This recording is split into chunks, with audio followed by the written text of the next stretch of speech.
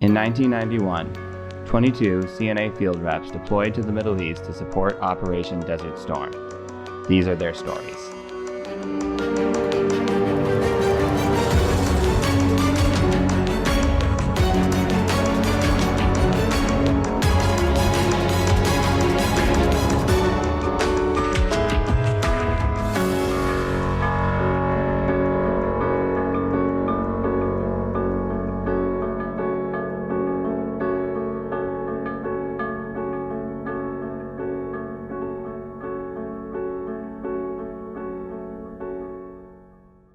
Safwan Airfield, Iraq, March 3, 1991.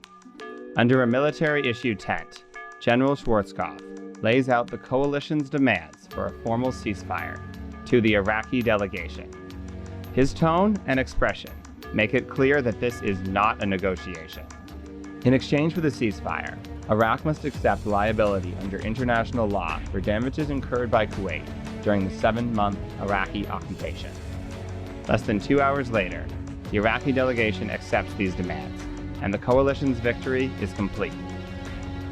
But at CNA, the work has only just begun.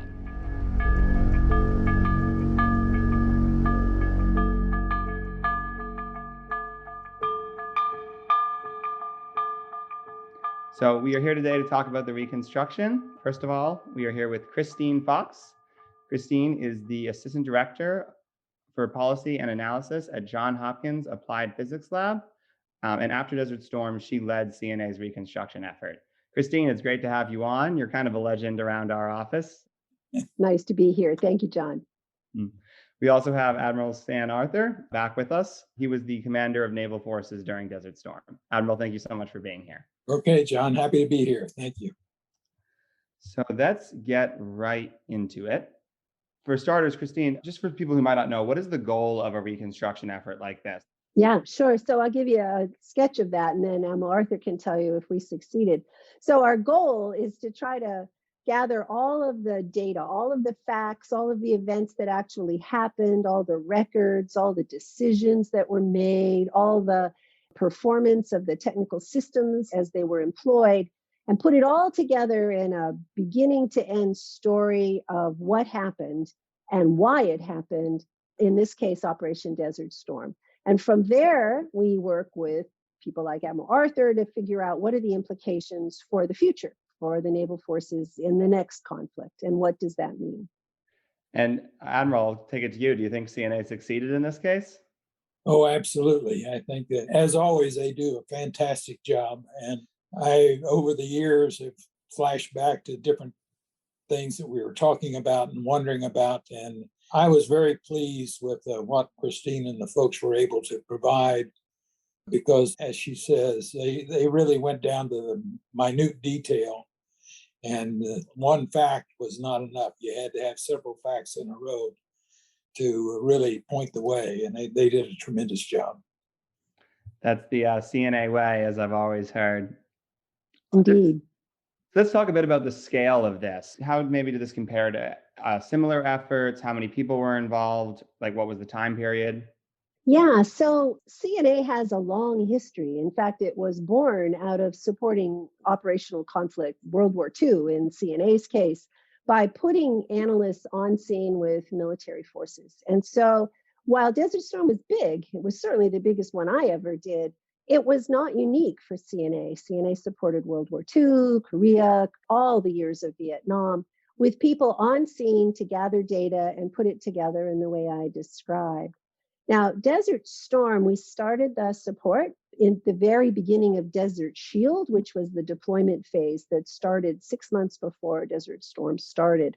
And so we had people deployed to theater with the naval forces in particular, but also joint forces throughout the entire evolution from Desert Shield all the way through Desert Storm. So it was big for us. It was a lot of effort. The whole organization swung to support this operation.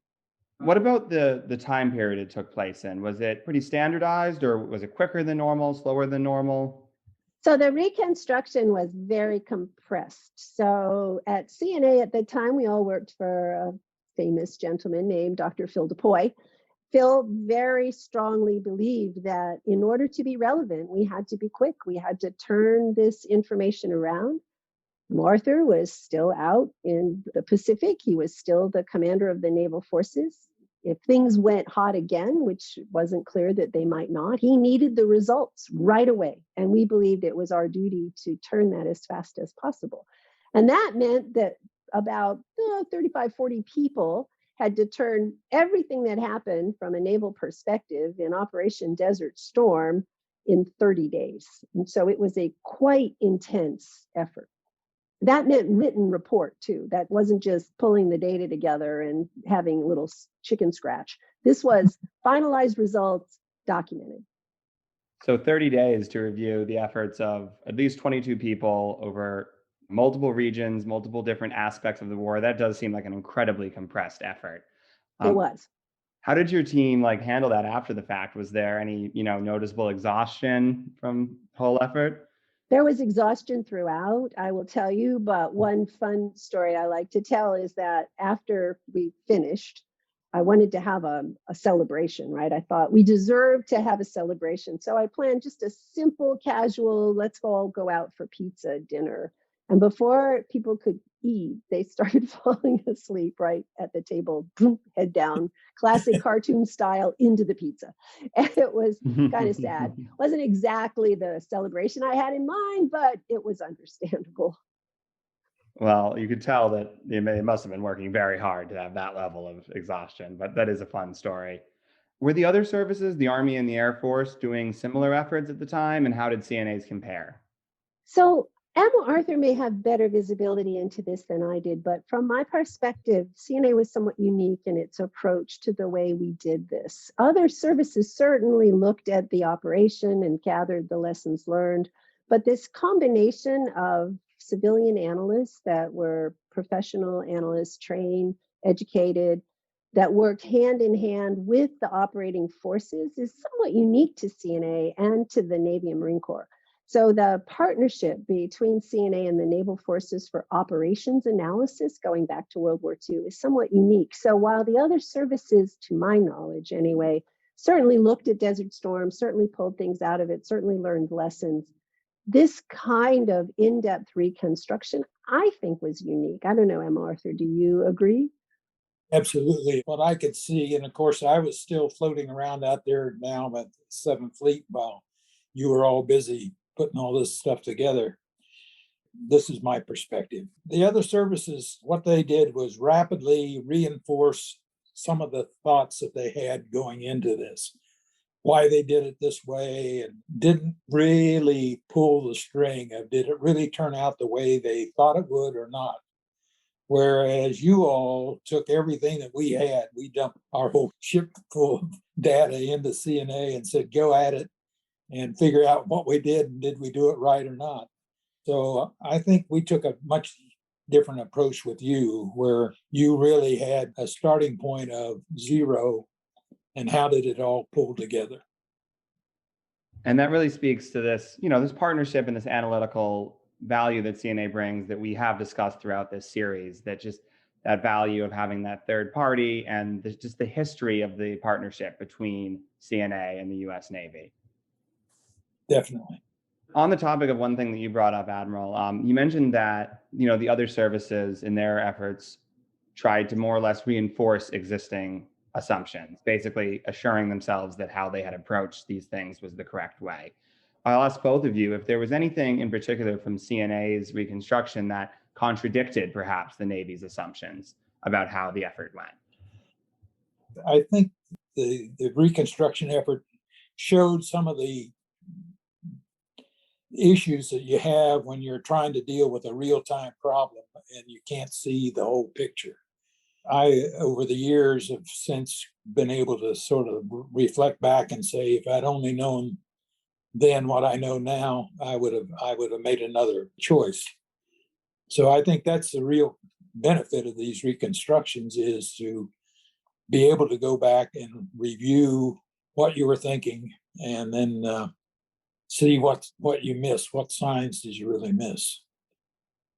So I can add, John, a couple things to that, having had the opportunity and privilege to work the findings through the Washington Navy OpNav. Admiral Arthur was this fantastic sponsor.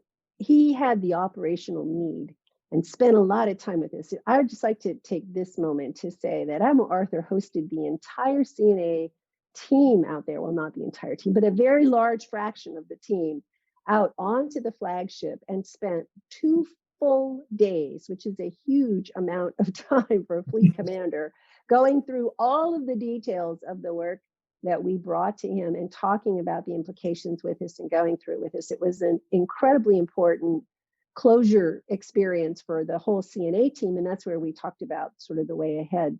That's gold for analysts, right? To have that kind of partnership. But an operational commander has a somewhat different perspective than the Washington commanders do. The operational commander is interested in, what if I have to do this again tomorrow? What will it mean for me? And in Washington, it's more about, budgets and programs and the future and so forth. And there were some differences there. I think a notable difference was Tomahawk. So the Navy had, with the Joint Staff, frankly, had done some rough analytic work, not the kind of analytic work that CNA does, where they had come out with a very, very high percentage of Tomahawk hits. And the way they did it was they looked at every Tomahawk target on imagery, and any one that was destroyed, they counted every Tomahawk that was launched against that target as having arrived. So if I shot 5 TLAM at a target and the target was destroyed, the Navy counted all 5 arrived. But the truth is only one really had to arrive to destroy the target. So the truth is you really knew one arrived. You didn't really know how many more than one arrived, which is where the analytic comes in. And so we were able to actually do a more robust estimate, but it wasn't as rosy a story. It was a great story. That's the frustrating thing. Tomahawk performed beautifully in Desert Storm, better than anybody expected. But because the kind of story that got out there in advance was over the top, anything we came up with afterward was viewed as taking away from that great story. And that was a shame. And that led to some real tension. And that Admiral Arthur really took on himself. Because again, as the fleet commander, he needed to know what he could count on Tomahawk to do. Did he need to launch 1 or did he need to launch 5 if it came up again? And we were able to help him understand that, as well as lead to changes in the weapon system and the performance for the future that have actually led to those very, very high numbers. So it was an important work. And over time, I think CNA became a fabulous partner to all Navy, OpNav, and the fleet for Tomahawk analysis. But at that moment, it was pretty tense, right, Admiral? Yes. My intent on the focus for the Tomahawk, and I couldn't have asked for a better team to work that, is that I was concerned we didn't know exactly how many Tomahawks arrived at the target. And you really had to know that if you were ever going to use them again, because you had to figure out why they didn't arrive. Why did some arrive and why some didn't arrive? Was it a matter of attrition by component, or was it a matter of the defense systems that the enemy was using changed? Did they change something and so the later missiles didn't arrive at the same percentage as the earlier ones? So all of those things were very important to figure out what was the path forward for Tomahawk, because we had Tomahawk in the system. We knew that there were some improvements to Tomahawk we needed to make, and were we going to be headed in the right direction or headed off into some direction that wouldn't make any difference? So it was a very important effort. Luckily, I came back to Washington as the vice chief, and when Christine and folks were starting to find the doors starting to shut on them, people not wanting to talk to them about it, not wanting to share the data. And luckily, I was able to be sitting in a seat that said, open the doors or else. And they got the data and it did a fantastic job of leading us to the future. And I have to tell you, my career after the Navy, I went to work with Lockheed Martin, and the outfit that I was in charge of at the time was putting JASM into the Joint world, but it really went to the Air Force. Navy really wasn't interested. But I could ask the questions that I knew from the Tomahawk study about what we should be doing with JASM to make it more suitable for the user. So I had not heard that story. That's really nice to know that you were able to take that forward. Yep. So I did want to talk a little bit about jointness. And Admiral Arthur, you mentioned this just briefly just now, but in our former conversation, you had said that Desert Storm was kind of the first example of a joint war, and the Navy was perhaps somewhat resistant to that. Could you just talk a bit about that? Yes, the Navy had always been sort of a reluctant partner in the joint world. We use the mantra of we will always operate in support of the commander that needs us. And we always sort of capitalize the words in support of rather than under the command of. And so here we now were in the new joint world. And first of all, the other services really didn't know the numbering system of the Navy staff compared to their staffs. So when they thought they were talking to a plans guy, they might be talking to a logistics guy or reverse. So when I knew that I was coming back to be vice chief, I sat down at my desk there on the flagship and sort of drew out a diagram of what I thought the op-nav staff should look like to better support the joint effort. Had my staff take a look at it. They all looked at it and said, yeah, that looks about right to us. So I got back to Washington, and Frank Kelso, the chief of naval operations at the time, said, I'm thinking about a reorganization of the staff. And I said, good. I said, I've got a piece of paper here I'd like to show you. And he says, well, I've got a piece of paper I would like to show you. And he had a piece of paper that had been drawn up by Admiral Paul David Miller. And I pulled out my piece of paper, and basically they looked the same, that the OPNAV staff needed to be reorganized to better support the joint world. And then Admiral Kelso executed a plan that looked very much like what we had talked about. So Christine, I'll kind of direct the same general question to you. Based on the reconstruction, what were your findings around the Navy's jointness during Desert Storm? Yeah, so we spent a lot of time talking with Admiral Arthur and his staff when we reported out the findings on this topic, because frankly, the Navy was not prepared for the joint environment it found itself in Desert Storm. There are numerous examples.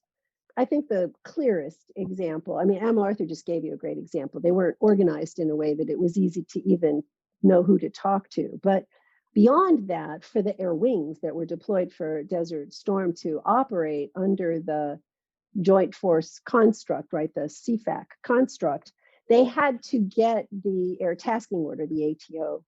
And yet the Air Force had developed an entire communication system around transmittal of the ATO to their forces, but Navy wasn't a part of that, nor was the Marine Corps.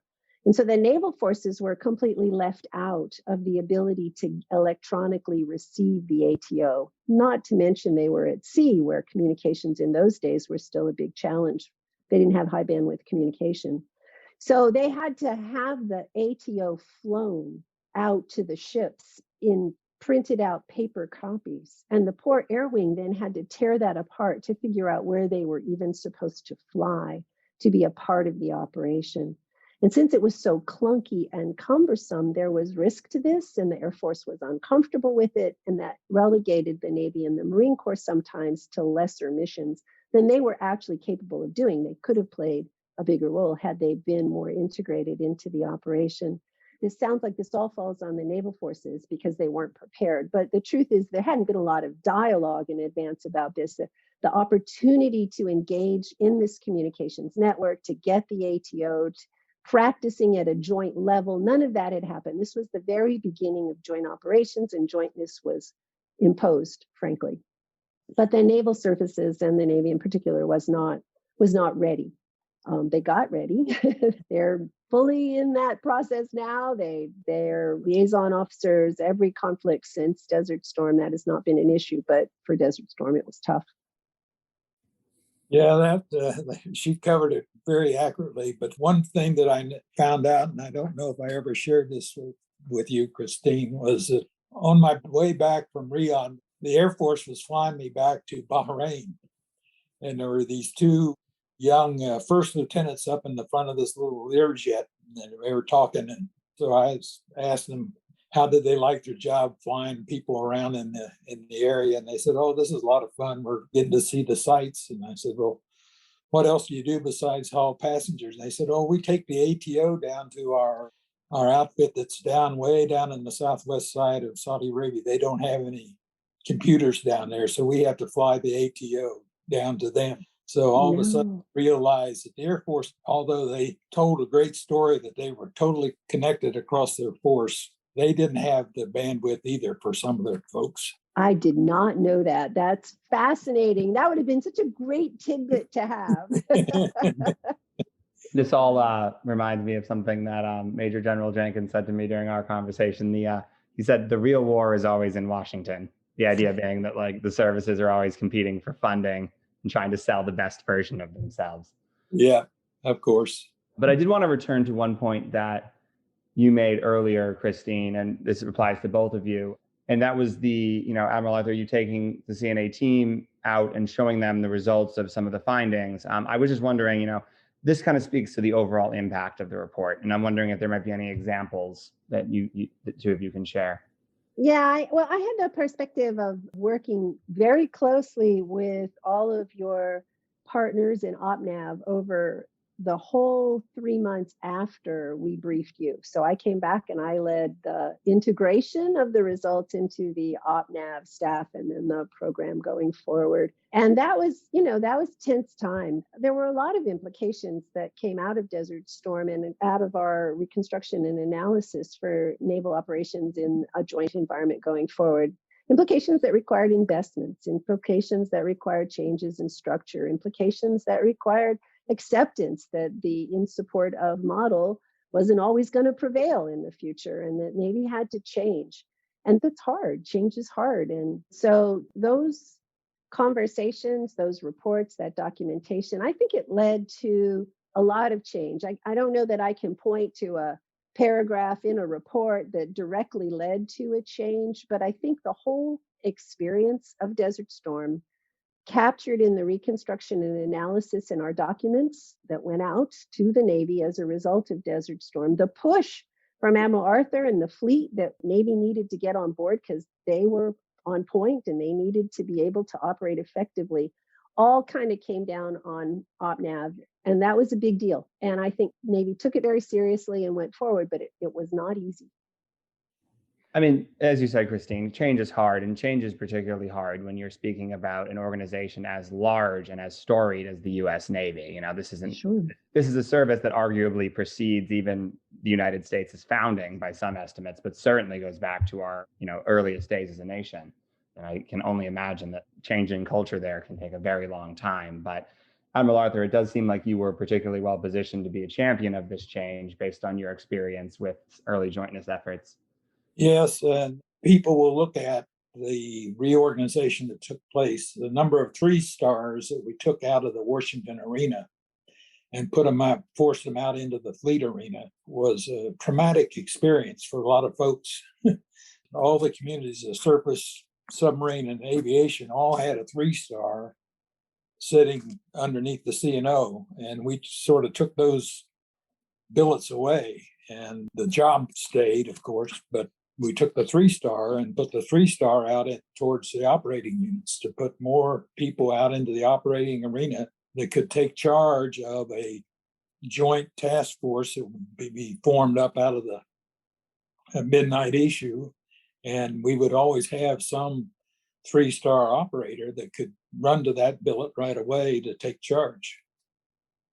John, that was a huge change. What Admiral Arthur pushed the Navy to do there, that was a huge change based on, I think, his experience. But you probably have heard it referred to as the end of the Barons. Yes. Well, we're almost out of time, unfortunately, but I did want to ask one more question just to kind of wrap up this series. We're looking at the 30-year anniversary of Operation Desert Storm right now. And with that in mind, are there any findings from the reconstruction or from the war in general that remain relevant in today's environment? basically, I think all of them are still relevant. And I think the fact is that we should not rest on our laurels. We need to have people doing what Christine and the folks did then, looking at every event that takes place, no matter how small. We really need to look at how everything played together, and did we miss some switches that should have been made. So I think that we can't say that what we did 30 years ago fixed everything. It's a different environment today, and it's going to get more complicated. And we need to take advantage of every issue that pops up to take a second look at it. I think Admiral Arthur said it just right. From CNA's perspective, real world operation is a priceless opportunity to learn. And you really need to capture it. Desert Storm represented a time when the joint force was embracing new approaches. What happened in Desert Storm has set the tone of military operations to this very day. And I think all of the things that they did and that they learned are now perfected and practiced in the envy of every nation around the world. Of course, that means everybody's copying us, and now we need to change again. And as we look forward to what the future brings, again, all those lessons from Desert Storm about embracing change, how we have to work together, how we should experiment in advance, all of those things are as relevant today as ever as we think about the future enabled by new technologies. What are they? What do they mean for the Navy? How can the Navy move forward and lead the joint force to embrace new opportunities? I think all of that came out of Desert Storm, that spirit and that need to embrace change. Well, Christine Fox, Admiral Arthur, thank you both so much for being on. I really appreciate it. Thanks, John. It was a pleasure. And Christine, I don't know how I got so old and you stayed so young. You're doing great. You're wonderful. Can you keep that in the podcast, please? It's wonderful to see you, Stan. It's just the highlight. I thank you so much, John, and for putting us together. It's been too long.